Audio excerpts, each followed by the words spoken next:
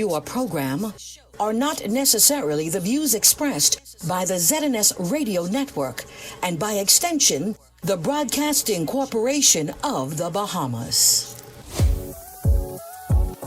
What's the secret of change? We don't fight the old. Instead, we focus on building the new. Welcome to the Table of Change.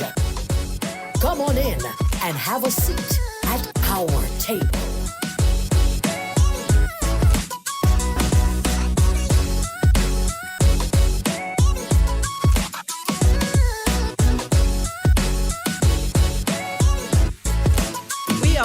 We are back again. God, I miss my audience so much. It's been 2 weeks. It's been 2 long weeks, and Table of Change was not on. Tamara, listen, I don't know about you, but I am so excited to be on Table of Change this evening. Tamara, let me hear it from you. Oh my. I'm having withdrawal symptoms, Jackie. I miss hearing the show and from the guests and all the questions. So trust me, I know how you feel. And then to make it even better, our guest who we have on the show tonight. It's going to be a very interesting show. Let me tell you a little bit about this guest, guys. He started his career as a social studies, history, and geography teacher, rising to the post of vice principal before being promoted into the Ministry of Education. He now serves as Senior Education Officer in School Management, an experienced and active trade unionist. He has held senior positions in the Bahamas Union of Teachers, including Vice President and Acting President. He has served as the General Secretary of the National Congress of Trade Unions and currently serves as Secretary General of the Bahamas Educators Managerial Union, as well as Chairman of Public Relations for the Caribbean Union of Teachers. He is determined to help his constituency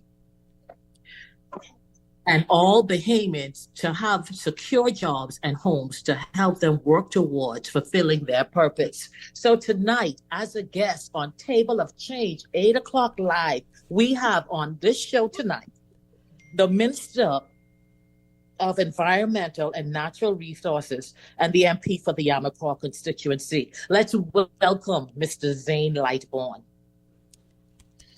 Welcome. Thank you for having me. It was such a pleasure. And at Table of Change, Mr. Minister, what we do here is we talk about customer service and the community. But guess what?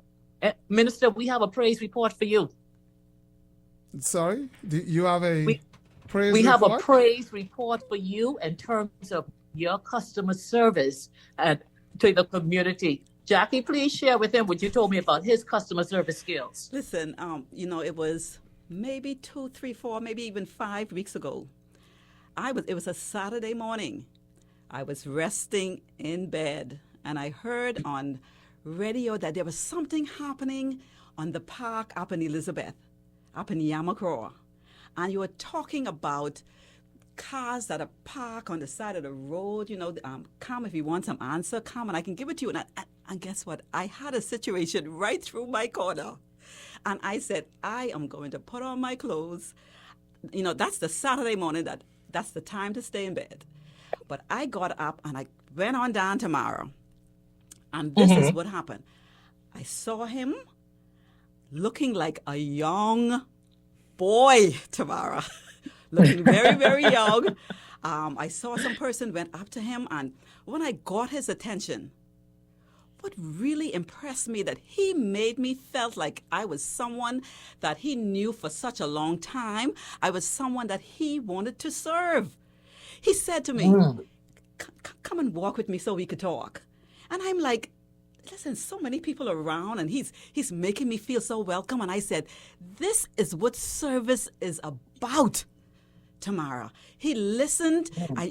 There was music going on. I know he couldn't hear everything so well, but guess what? We exchanged phone numbers, and he had me WhatsApp the information to him for him to help me. You know what I'm saying? Maybe like some other politicians, Not all of them, because I'm seeing some great politicians where they answer. I don't know if it's only me they answer, but I do get answers from them. And he answered the call, and he asked me for some information.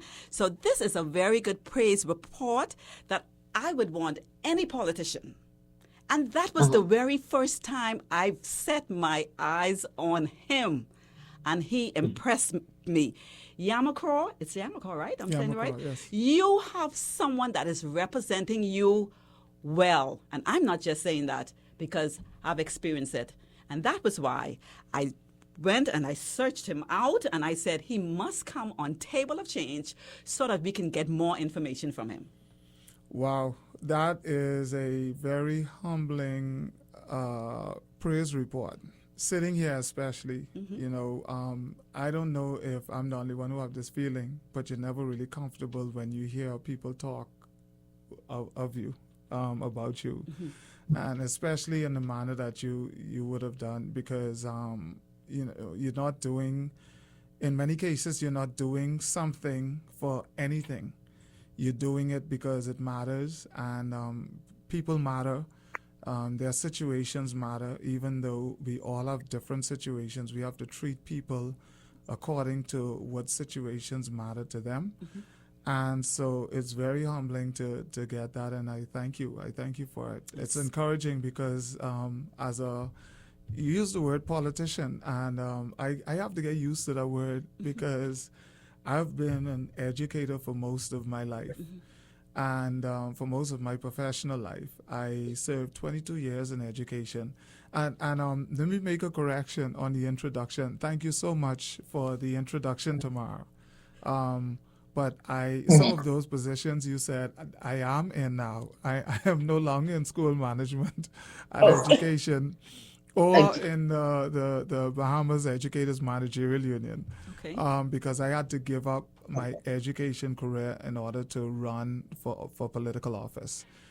And when I say it's as a politician, it's very difficult to get used to the word, because all my life as an educator, I was the teacher, the person that everybody loves. Of course, some students that you have to discipline anger.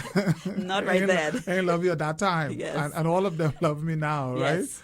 right? Because they see the value in your stance and in your position later on in life. We all mature to that level. But immediately when you become a politician, there are some stigmas attached to that word, to that profession. And what I want to do is to help remove the stigma. It didn't happen overnight that it became a part of the stigma of politicians, but it will not, and it will not change overnight. But it will take some work from all politicians who mean well to cause that stigma to be removed, because there is more of a negative stigma, I think, in the profession or the name itself than it is a positive one. And I think that is something that I used to say often, that my children, when I was a social studies teacher, on my wall of my classroom, I had to put up the leader of various countries, including the United States President and our Prime Minister, our Governor General, the head of state, whoever the Queen was, the Queen at the time, and then you put up the ministers, the Minister of Education, and so on, and the Member of Parliament. The funny thing is that we put these pictures up because they are prominent positions, and the persons who hold those positions at the time are important people to know, right? And the children have to learn these names. And you tell the children in the classroom, you can be the next Minister of Education. You can be the next Prime Minister of the country. You can be the next this and the next that, the Member of Parliament for your area. And then in the public, when the children hear of this person you tell them they could be, or this position you tell them they could have, they hear of all of the quote-unquote nasty parts of it, all of the terrible parts of it. And so why would a child aspire to be something that is painted as corrupt, as ineffective, or just negative generally?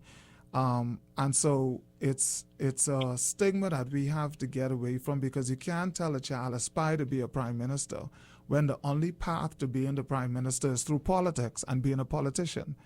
And then you paint this nasty picture of a politician. So in that way, that contradictory way, I think that we have confused our children as to what true leaders are. And we need to start to keep people accountable for their leadership and their time in that position, and not give the position the bad name, because the position have to be held by somebody, and it depends on who that somebody is that you can hold them accountable for their leadership. It shouldn't be a blanket statement that all politicians are persons who ain't really truthful. All politicians aren't persons who are approachable, or they will give you a story or sell you a dream, or they, so we contradict ourselves. We put it up in the classrooms. We tell the children aspire to be it, and then in the community, all you hear is the politician is the politician at all the negatives. Why would you ask your child to aspire to be something negative? You know what? We're going to start telling our children, you are a little prime minister yourself. Right. Yes. And so be yourself, be a leader. Let's start from there. And what I want to say to you, do you know you're going to be teaching us tonight? Tamara, I don't want him to think that he is just giving up that role. I know. I can't get out of the role. I mean, it's 22 years, 24 if you count my 2 years as minister of state. I always tell this funny story. So when I had reached about around 10 years, around 8 years, I said, you know what, I'm giving teaching 10 years, right? I'm giving education 10 years, and then I want to do some other things. I left myself open. And then 20 years later, I was like, where did those other years go, right? So and then I had to resign to seek political office. And then I resigned. Then I won my seat in political office, and the prime minister says, hey, I need you back in education. Wow. So I did 2 more years in that. So 24 years altogether, and in various capacities. I started out as a history and geography teacher, social studies, civics. I even taught a number of subjects that I knew, and I had the ability to teach, but we had shortages of teachers at that time, even, so I filled in, and I think I had 9 subjects I taught when I first started. It was a heavy load, but I got through it. And then I moved through administrators' positions, through union positions, everything to do with education, then through management positions, and then as negotiator for both the union and the government side, a liaison for the government. And I've seen it then at the policy position as a minister in education. I would have been able to see education from that position also. So my entire career, God has blessed me with that. I think is a bit unique opportunity. I do apologize, Minister, Sorry. but those of you that are via Zoom, you have to mute your microphones. We can hear every sound. I do apologize, Minister, but everyone that's listening via Zoom, if your microphone does not have a red line on it, we can hear every sound. Oh, and But, hello to everyone, yes. including on Zoom. Yes. Yes. So I've seen that position I've seen that profession from every position, and I think that that's why my contributions to it, I could only be valuable if I meant well. And so I just praise God for the opportunity and for every opportunity. Yes. Because it's kind of different. You go from being liked in World Teachers Day, you get all the little gifts and the hugs from the children. But that don't happen in politics. You automatically have some enemies when you decide, because if you're on the side that, if you're on the opposition side in most cases, Yes. then you're the person we don't like. And so it comes with the territory, it comes with the territory. And we're a unique set of people. So Yes. I'm just happy to continue to give my gift to this country. We all have the same fate. We're going to end up the same place with just what we came with nothing. And the only thing we can leave with is our legacy. And our legacy include what we teach our children, what we have contributed to our communities and our family lives, what we have contributed to our country. And we can only pray God's strength that through that entire process we remain humble in doing that. Wow. Tamara. Exactly. Minister, the height with you being on the show. We have so many questions for you tonight and so little time. And those of you that are listening in, remember you're going to call in to 325-5403 or toll free at 300-8255. And to sponsor Table of Change, that number is 449-9106. So those of you that have your questions that are calling in, we're going to accept those questions calling in and also via Zoom. We got to jump right into it. There's so many questions that we had sent in to us. Minister, what exactly environmental health is to the Bahamas? What exactly does your department cover?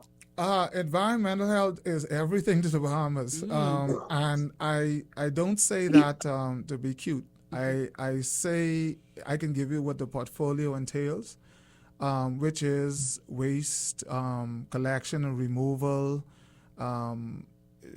rodent and vector control, basically keeping the country clean.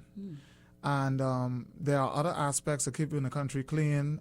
Works is involved in it, and Beaches and Parks Authority, but which doesn't come under environment at this time. But the environment itself is bulk waste removal and vector control, and also waste management. Then you have the Department of Environment, Planning and Protection, also forestry. That's a part of the ministry itself. And these are the two departments, along with geospatial, what we call BINGUS, Bahamas Information and Geospatial. That is a department. We have, in addition to all of that, we have the botanical gardens. So environmental health, when it comes to waste removal, the government no longer have the responsibility of waste removal, of residential waste removal. The government have given those out to private contractors. And even though your member of parliament may be given flack for the poor performance of waste collection, it isn't something that your member of parliament control. You can only agitate that the private contractor do what he is contracted and paid to do.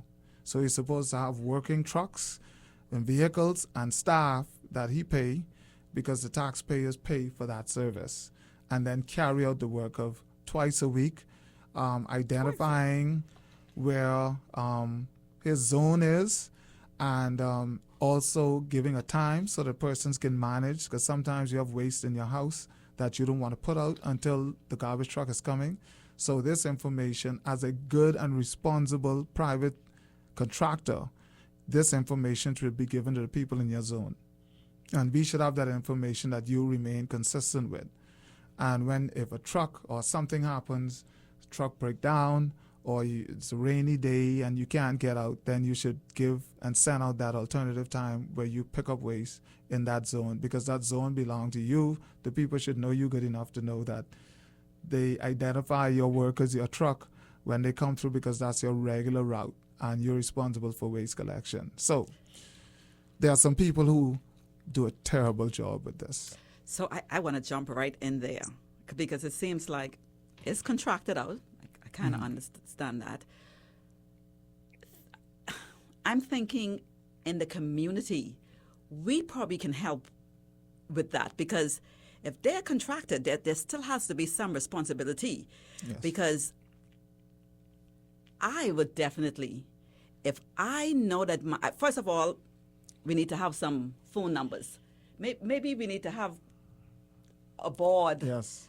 like where they enter with phone numbers where we can reach them. And because for me, if they're not coming for the garbage, Right.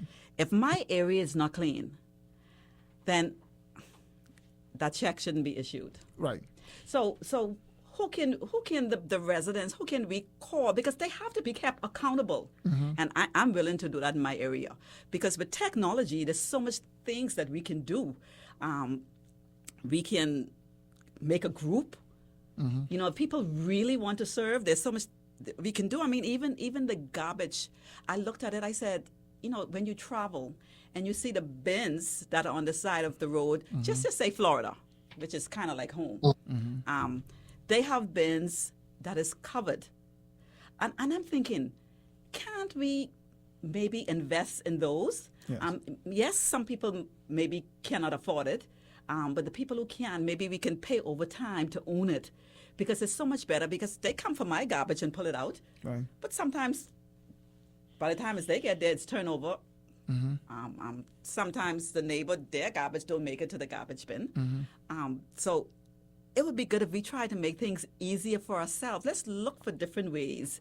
We need different bins now, because I think, I don't know if everybody who have the bins, who have a house, I think there's a certain stipulation you should have, but somehow It doesn't happen. it doesn't happen. Well, let me respond to that quickly. I want to give this number for the Department of Environmental Health hotline. Great. It's 302-5240. Great. 302-5240. And if you have a complaint, if you want to report a derelict vehicle, or if you want to report garbage collection issues, please call that number and make a formal report.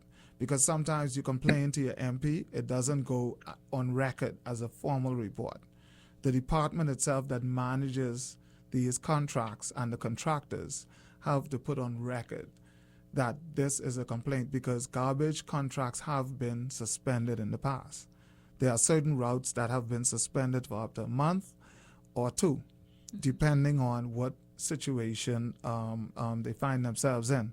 And unless we have persons agitating, I don't think that you're going to see necessarily the results, that you want to see, because there are some people who will get away with lack of accountability. And lack of accountability really breeds this mediocrity, because there's a comfort level that exists when someone can sleep well at night knowing that somebody else getting raw out for what they did wrong. I want to say this. Like, if there's a neighbor... Say it, Jackie, say it. If there's a neighbor, well, I guess that's where the hotline come in. But sometimes, the hotline, you can't get through. Maybe it's a delay. And I just want the public to know, like, if your neighbor come and speak to you, you know what, I know my husband is listening, and he didn't tell me to say this, but I know he's saying, I wonder if she's going to say this. If you go to your neighbor, in a nice way, Yes. there's probably, and I mean no harm, it's really coming clean from the heart. There's 6 cars parked in the front of the house. That's parked there all day, and quite a bit of cars in the yard. And you speak to them about it to be nice. You don't want any enemies. So there's a 7 car by the time they get home. You have politicians from both sides come walking through there. So you're blind if you don't see it. But nothing is done about it. Right. And that was why I came to you. Right. And I did speak with you, and I sent you the pictures. I actually called my husband, he sent it, and I sent it to you. And you asked me to send me the location. Now, I know I did not get back to you with that location. And really, I want to be honest. I said, I gave him the corner. I gave him the area. I wonder if I said, I wonder why the location. I said, and I need to ask because I'm sure you have an answer. Good question. No, that's an excellent question. I'm sure you have an answer, so I can appreciate it. Yes. And go home tonight and send it. I can't remember if it was before a show or during the show that you spoke about the use of technology, right? That's the reason. Right. So when even the removal of derelict vehicle is privatized by private contractors, so the department engaged these record drivers, right? And the record driver, it's easier for them to follow because sometimes we ain't get the street signs perfected in every area yet. Okay. And so the record driver can easily access a GPS location because everybody has now the ability to do that with smartphones. Every phone is a smartphone. So when you send me the GPS, you can ping almost your exact location where this person needed to go without driving around trying to find this street or that street. Right. And so that's what the location is for. We send the location with the photo, and so when they get in the area where that pin sends them and they see the red car that you have in the photo, they know, okay, I had the right place, Right. and I have to serve this particular order. Listen. And the department with derelict vehicles, there's and let me be clear, law enforcement, it's still law enforcement. I mean, that's the duty of the police. And we don't try to send our agents in the field to do the police work, because sometimes everyone isn't as nice in dealing with situations, especially if someone is bringing out an offense or bringing to light an offense that they may be undertaking. So the police officers is a number. The police is a number to call also. If you have somebody running illegal business, whether it's a car garage or anything, then that's illegal, and that's law enforcement. You can call the police. But what we do at the Department of Environmental Health is we have inspectors who would go take a look, and then they would put a sticker on the car if they deem that this car is sitting here for days. If it's on government road and it's not being moved, then notice is put on the car. You have 7 days by law to remove this vehicle. All right? After those 7 days, then the record driver is added, your name is added to the record driver list, and they can come and pick that car up anytime after that time. Now, because there's such a heavy volume and a lack of drivers who take on government work, because it's not a very high paying compared to private wrecker driving or car removal, it's and we're looking at increasing that so that we can get more wreckers involved, because it seemed to be that we're flooding these cars into the country and just parking them, maybe with the mind to fix them, but it doesn't seem to happen on a timely basis, and your communities cannot become roadside garages. So call the hotline when you see something like that. Still call your MP. And let me tell you why to call your MP. Your MP can help to agitate.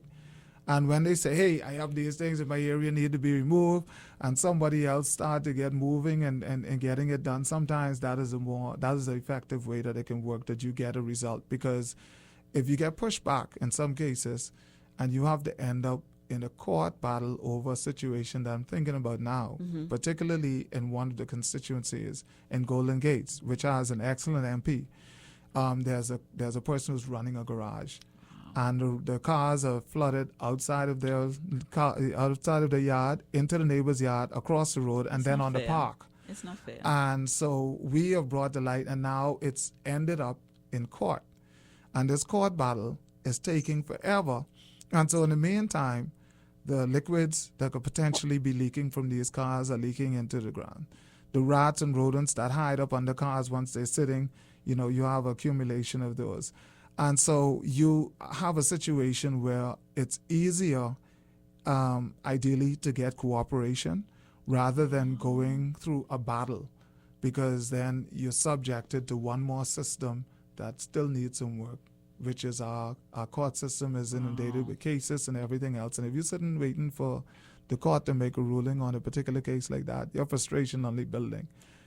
And so we got to inform Bahamians and get the cooperation of try hold each other accountable. And if that person have to look in your face because and be upset because you're trying to steer them in the right direction for the love of your community and country, and so be it.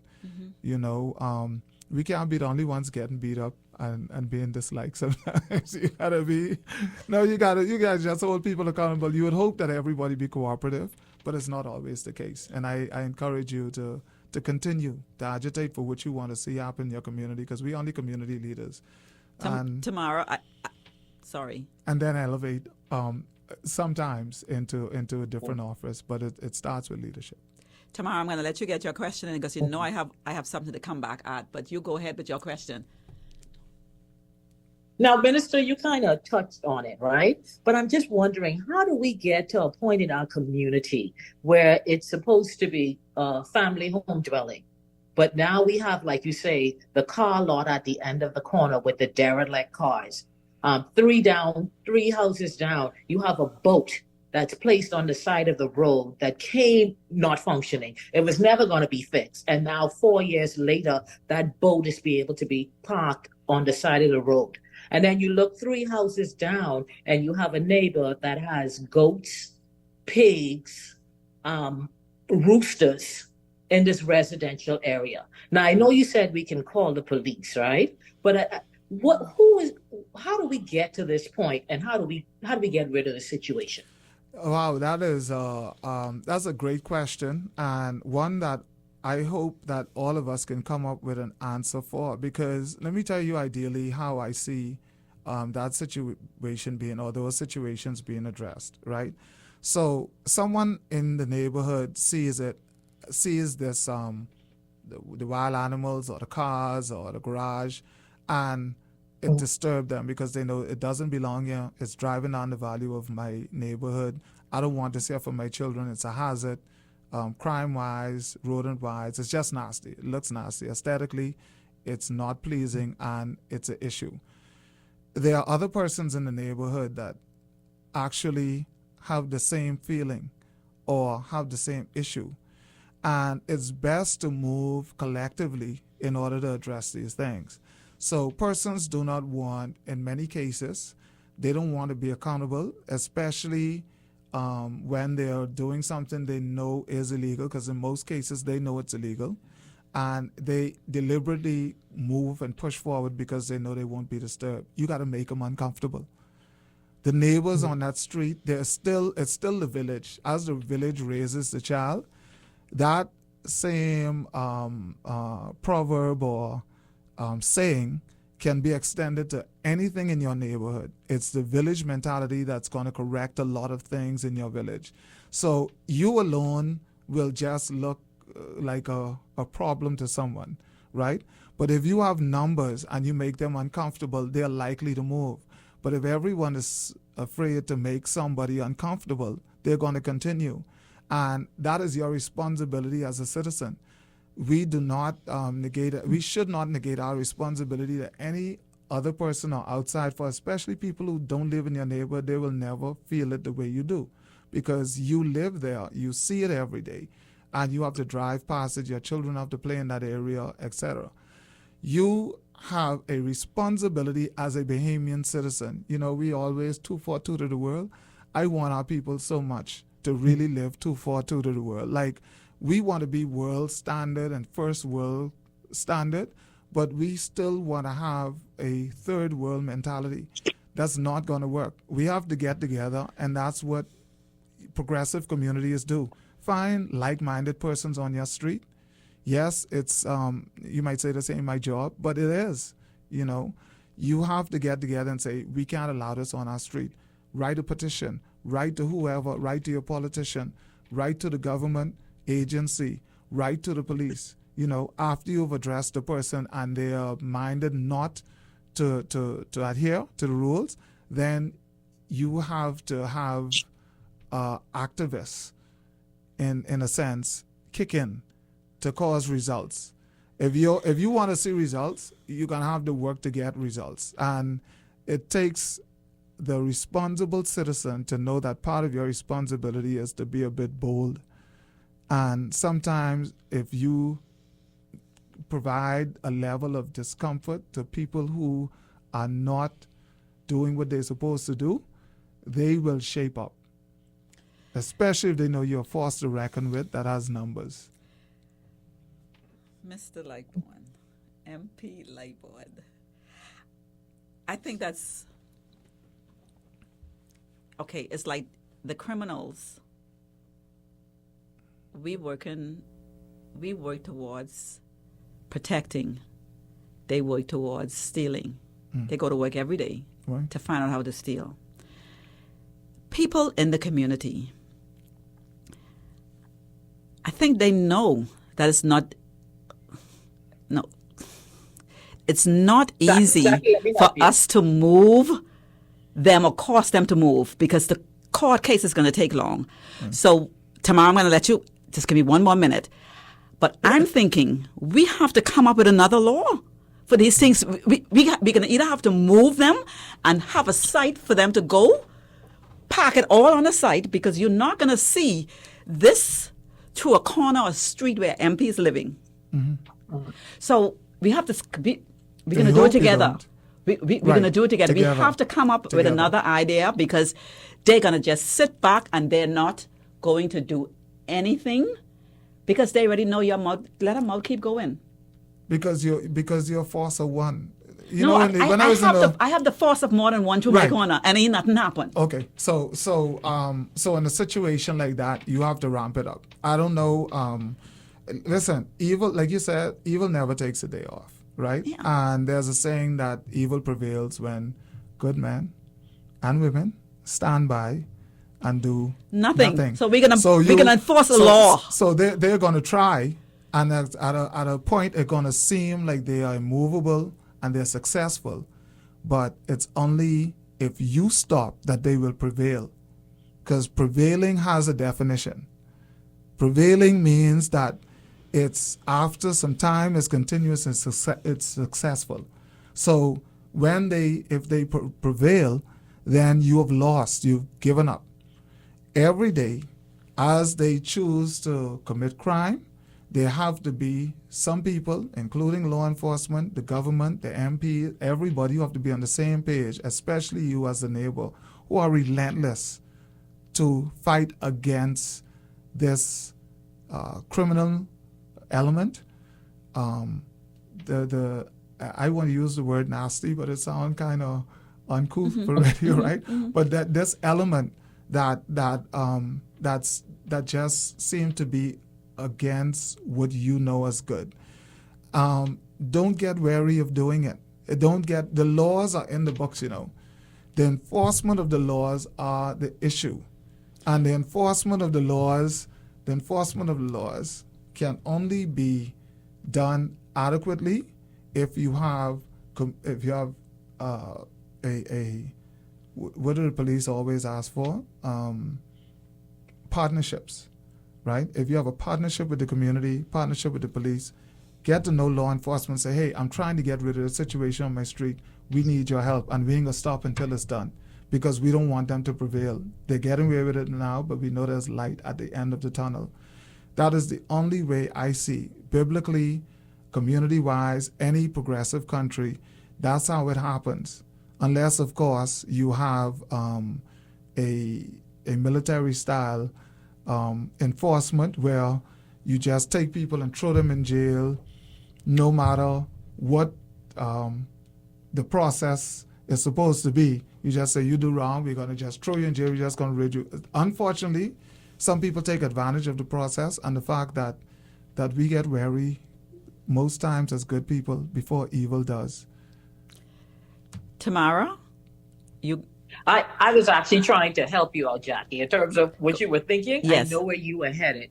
And I think what we're really trying to say, Minister, is if we were dealing with rational people, they would know not to put a boat in the neighborhood. They would know not to have live farm animals in the back of their yard.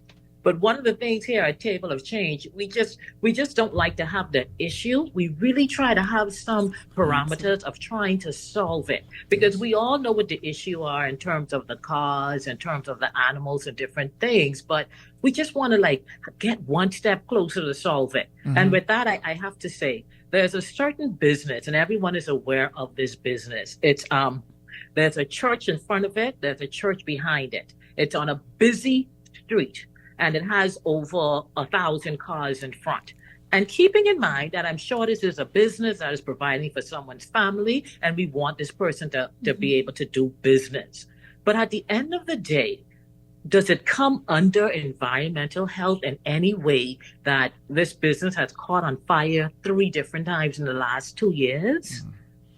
How is the fumes from the cars not having a bad effect on the neighborhood? Or is that more of a zoning situation where we have a lot like that? We have apartments, we have a residential area, we have churches, we have stores, and yet still we have this business that is catching on fire. How could environmental health help with that, or who does that come under? Well, Environment have a part to play in it. And once the person is issued a business license from we know that there are a number of agencies that are involved there, right? They have they assume that this is a legal right for them to operate because they have a valid business license given to them by an agency of the government that says you can operate this type of business here, right? If that business is deemed to be unhealthy, and I know just where, I think all of your listeners know where you're talking about, right?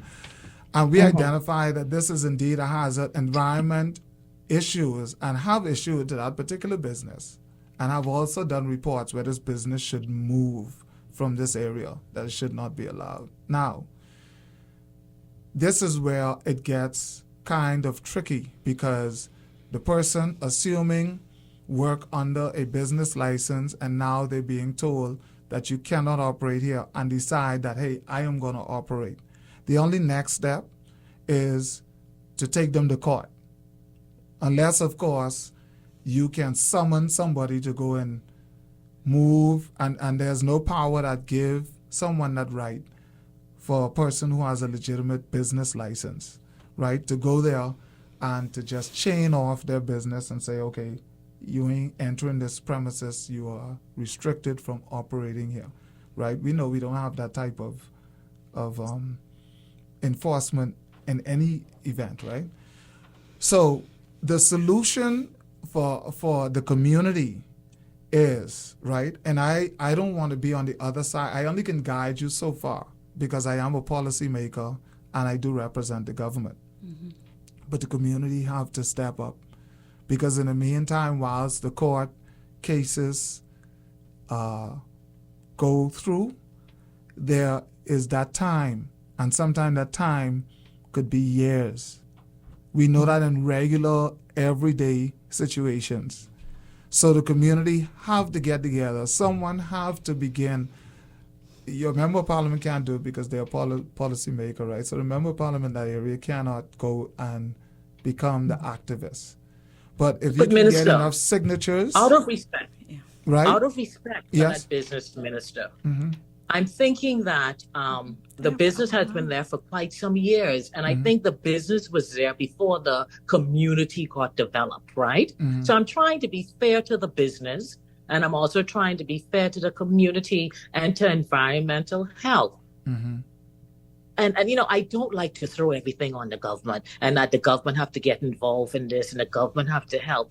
But I just feel like it's to a point now, there got to be some land somewhere further out that respecting that this is a business that is making money and somehow sell them property for a lower price and make the environment better for the people in that neighborhood. A parcel of land have been, and I said precisely because I agree with you, and that has been, that happened before me, sometime before me. Before this time and before even the last time, that some land was identified in the industrial, what we consider to be an industrial area of Gladstone, right? Where all persons who operate this type of business can be given the space to operate.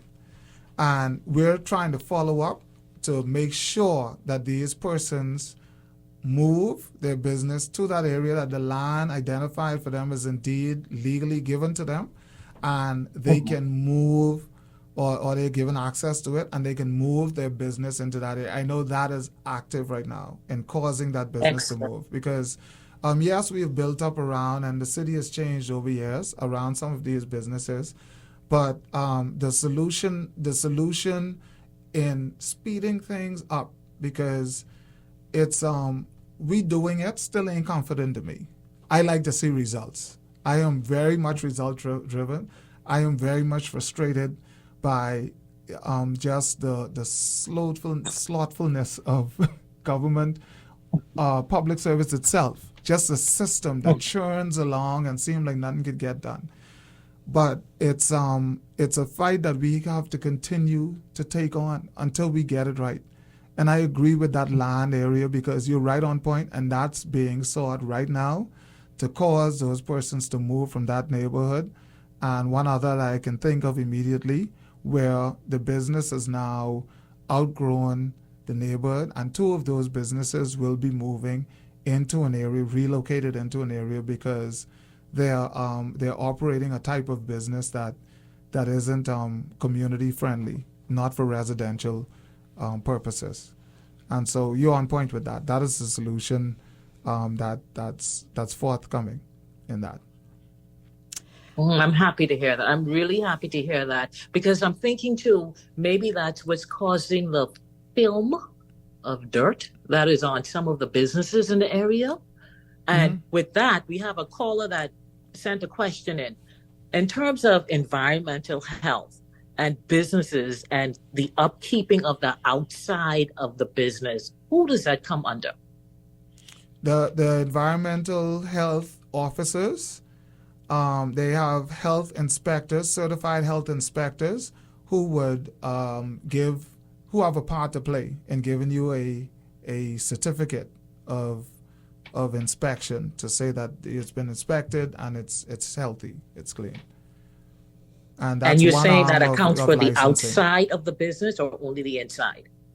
No, your premises. It counts right. for your premises. That persons only have the right to their premises. So if your premises includes exterior and interior, then they look at your entire premises. Give us an idea of the parameters, because I know some things are subject to opinion. But you can see that there's some businesses that hasn't been pressure cleaned in years. So I'm trying to figure out what is the parameter and not just my opinion that this business looks filthy. I see. When it comes to aesthetics, that is something too that health inspectors can identify, but it's very subjective in some cases. And it's not, because what you deem as the soot on the building, where someone, you have to clean this or else we shut you down, or we don't give that could be kind of subjective, but there's nothing specific for those health inspectors when dealing with that soot from moving vehicles. So when it comes again to garbage and the ground area, your premises, and when they walk around the building and see how you dispose of your waste, and whether there's oil or anything else, that those type of things are more easily identified as hazards and have to be fixed. And a health inspector will look at it and say, hey, no, we are not improving you because of this. But these are all people, and the subject, all persons aren't created equal. I used to tell people all teachers aren't created equal, right? And I love teachers. My wife is a teacher. I'm a teacher. But we know that there are some teachers who are in the profession who care a little less than some other teachers. And that's putting it very diplomatically, right? And so, we love them all, but we know that there are people in every profession, every profession, that you have some who may be a little more effective, caring than others. And that's putting it very diplomatically. He's trying to soften me up right there. I don't know, he's saying that and it's getting me a little soft, but I have a question for you. They say this is for the minister. In my area through Belshaw Street, we have 2 roadside mechanics. We have made numerous complaints to the Ministry of Health as well as to previous representatives, and nothing has been done about it. Derelict cars are still alongside our street. Well, I can tell you right now that he's making notes. Yeah. Okay, he came prepared. Where's Belshaw Street? I think that's off Carmichael Road. But I can get that information. Right. But if she's listening, she can probably just send it to me, and I will forward it to you. Right. And this is what to do. Your member of parliament, it's easier for you to do this, right? Or for them to send it to you. Okay. Right? The location, GPS location. Yay! Make sure you wait a couple minutes now, a couple seconds. I know. I can, to make sure it's down to like 4 5 meters. or 4. Yeah. I got that. I can right? teach them that. So your GPS location and a photo. Great. All right, and just say the name, like you said, Belshaw Street off Carmichael Road. That can be found, and you said they're like roadside garages, right? So we'll have a health inspector go to that location and do an inspection. Would you mind if Table of Change partner with you? Would I be putting too much work? Because no. Because let me be clear. I want to. The Department of Environmental Health has a director. First, there's a permanent secretary for the ministry for the Ministry of Environment. There's a director. There are deputy directors. There are senior officers. There are staff. We have a lot of hands on deck. There are public servants being paid. And Okay. just as we get the heat, that's Yes. what I say, put accountability where accountability lies. Yes, yes. Because if you work for the Department of Health now on this show with me and sitting on the show with me as a health inspector, right? It would be, it would be really, what's the right word? I'm trying not to be, it would be a tragedy for me to sit here and for me to take the bulk of the complaints when you actually have to do the work, right? That's where you miss accountability, right? Because it's not keeping people accountable who's getting paid for the work. Right. So you go home and you sleep comfortable, and I'm pulling my head out. How are we going to get this done? And the person on the side of me is the person who's supposed to be getting this done. Yeah. So it's up for us to agitate for these people to do their job. To do their job.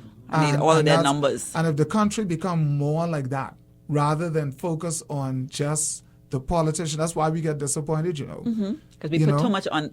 Yeah. But we put, not that you put too much, put it on the politics. That's the job we took, And right? we I'm not pass it saying over. don't put it on, but we took the job, right? I'm not gonna ever try to run away from that. Right. But if you want to be effective, and if you want results, then we have to put things where responsibilities lie. If we're going to be true to our biblical principles, then we have to be true to our biblical principles.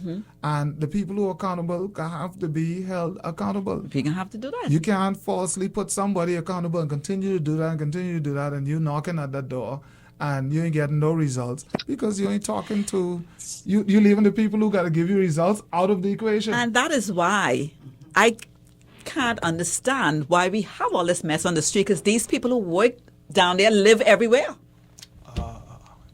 Yeah, When I was in the bank, I'm in the bank when I in the food store. If I see somebody who need a loan, come, give me your ID. People live right in the same house where the dirt in front of. Yes, and this is the Why are we mindset- like this? And this is the crux of the matter, the solution to the problem. A mindset change is difficult when you're dealing with people. However, we have to fight to have it done. So you have to start generationally. You have to go into the schools. You have to cause for these same garbage bins you spoke of, where they have lids and where you have sorting. Because we go to the same families, go to the States and go to Florida and sort their garbage. And they know that if you ain't sort your garbage, you put it outside, you ain't gonna get pick up. And then if you leave it there for the next time the garbage truck comes around, you get fined. We know that you have to put on your seatbelt when you go to the States, else you get a ticket. Because if you found so you're holding the person who's actually the potential violator responsible. You're not passing it off and say, oh, that person ain't sorting out their garbage. Call the governor for the area, or call a county office. You hold the actual person who's responsible. And Bahamians have to have a mindset change on how we do business, because a lot of people get in the way with doing business as usual and not being held accountable. Our children are picking it up. They could blame somebody else for picking up garbage behind them and picking up dirt behind them. We will never see the progress that we want to see as long as we have a mindset that it's somebody else's problem. Because you said in the U.S., they do it a second time, they get fined. Yes. We need to stop being a paper-written community. Yes. We need to put things into action. Yeah. If you ain't wear your seatbelt, book them and fine them. But that's not happening. Right. And that's why we are in this position today. Yes, precisely. If there's a law, we need to do it. Yes. My brother's the commissioner of police. I can't go to him anymore and say, I don't want this ticket. Yes. Book me. Is your brother the commissioner of police? Yes. Really? And so we have to pay for it, and unless we start doing that, I can't call my MP because somebody booked me. We need to get serious with this. I like your brother. We need to He's make a sure very it happens. hardworking I commissioner can't of go to police. him and tell him, I hadn't had my seatbelt on. Right. You need to learn to keep your seatbelt on. Right, yes. And So that's what we need to do. In our society, we know that everybody knows somebody. We've become too much like that, where we, for the wrong reason. And I just said that, and I don't even usually say that. Yeah. But that seatbelt thing, like we have. You call him out now, he could be. We he could give you a call. really have to, Tamara. We have to be accountable. I've seen, a lot of things happening in land revenue, things coming in place. We have to do it with everything. Yes. I thank I thank you for this platform, because I think that the opportunity, you say, it's a pleasure having me here. It's a pleasure being here. This is where work need to happen. Sometimes we talk up. People say, "Come down. Hey, look here. Don't go on the ground and talk to the ground." This is how you talk to the ground. You have to begin having these conversations and stop having it over people's heads. Yes. Because if you only complain, and this is what I'm telling people, yes, beat up your politician, complain to your politician, but if that's the only thing you do, your lack of accountability will continue to persist, and it will prevail. And evil will prevail if you take the days off. But if you don't fight against it, it will prevail. And that's a message I really want to resonate, because we have a long way to go and a country to build, and it ain't gonna be built by magic. God put the problems. They start by man. The country by itself is just, beach. We have a lot of places that are beaches and beautiful landscapes. But we're gonna have to find some place to help move this junk from a people area. We're gonna have to do it. Unless us as the people begin to continue to do things where we agitate for the work to be done and for effectiveness to change, to cause changes. I get you. But Minister, yes, we have to agitate. Yes, we do. We have to agitate. But the things that's happening in the community, we as the community play a part in it. We can no longer say the government isn't the one putting the mattress in the back of the yard. The government isn't the one feeding the animals the food, and now it's creating rodents for the next house, and the next house have to worry about having rats in our house because the food that they're feeding the animals is attracting rodents. The government isn't the one that parked the 20 cars in front of the yard and is not moving it, knowing full well it is a community, a family-based community. At some point in time, one of the things that, Jackie and I, we always go back and forth with on Table of Change, let's take responsibility. Let's stop having the scapegoat. But like Jackie said, we need to have some accountability by the politicians. We need to have some accountability by the different ministers of the different departments. But I think Bahamians, let's have the responsibility too. Let's stop passing the buck on. Precisely. There are a few things that I really, and this time goes so quick, I just glance at the time, right? How long is the show? 1 hour. Yep. So we only have 3 more minutes. So let me tell you, can I speak for my constituency for just a little bit? Because if you would allow. Yes. And I don't want to disenfranchise anybody who has a question on this particular topic with the general environment. But Yamacraw constituency is the reason why, the good people of Yamacraw is the reason why I get to sit in this seat. Yes. And I do thank them, and I thank God regularly for every day I wake up. I try to pray twice a day. I'm a very spiritual person, and I just feel that that we are going to win at the end of the day. And that's why I stay humble and continue to do what I'm doing, because God tells me when people criticize, say, hey, that's all right. That's all right. You fix what they criticizing, but God got you. Yes. So, and then you have family and friends in the community. We have a community of Yamacraw that's very hardworking, and people see a lot of activity going on. The only place we get to share a lot of what we do is on like Facebook and social media, because a lot of people stay to themselves at home and they only drive past and sometimes see we see things happening. But we want people to become involved. Our farmers market is now one of the top markets on the island. And even if you drive by the farmers market, like you said, you'd assume that during the time you drive that, hey, the vendors are just sitting there, nobody's out there. And you'll go to the vendor and they'll say, well, I'm almost sold out. Because on a Saturday morning at 8 o'clock, you guarantee that some people are out of their houses and they're at the stall with their bags, and they pick up their cabbages and watermelon and tomatoes and and then they leave. So we're trying to have also some activities around where people can hang out for a while, but the market is serving its purpose, and that's why we could continue to do it every other week in the constituency of Yamacraw. And there's some hard-working people. It ain't me. I have a team that's off the chain. I have a team that works and they believe in community, and we just trying to build that team, because the more of us, we trust me, we building a force behind us. And I want to thank the audience, the persons who came on by Zoom, the persons who are listening in, the entire Yamacraw community, the entire Team Z, Table of Change. You're doing an awesome job, and I implore you to continue, because this is where it starts, with conversation, with learning, get some students on the show. I'll bring some young people too, because we're going to go into the schools. We're going to make sure the community has become active in doing what's right, because it ain't all negative out there. We still live in a beautiful country. Yes. Well, tomorrow, I don't think we even have a minute left. But Table of Change, it was exciting. He wrapped it up so well. But Minister, we have to thank you. We are so happy that you're not one of those ministers that are playing a part in the complacency. And I like the fact that you talked to us. You let us know how we can improve situations and that you're aware. And we respect the fact that you sat there with your pen and your paper and you made notes. That means you're going to take that information back. Yes, On behalf of myself, Tamara Fox-Smith, and Jacqueline Fernanda Moxie, we thank you for being a part of Table of Change. Yeah, thank you for having me. Good evening. Wow.